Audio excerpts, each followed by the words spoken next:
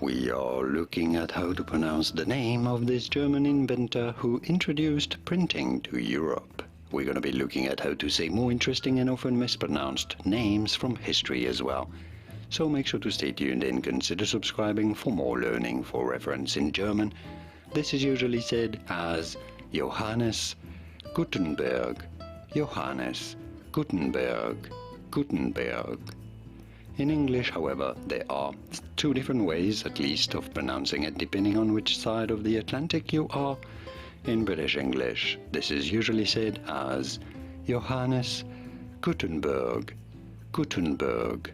In British English, in American English, it is often pronounced as Johannes Gutenberg, Gutenberg.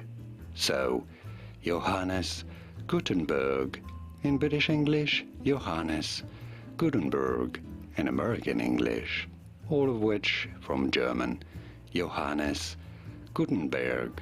And now, you know it all. Did you get this? Was this any useful? Let me know in the comments and by using the like button. Here are more videos on how to pronounce more interesting words and names whose pronunciations aren't always obvious. Many get them wrong. You won't after watching those. I'll see you there to learn more. Thanks for watching.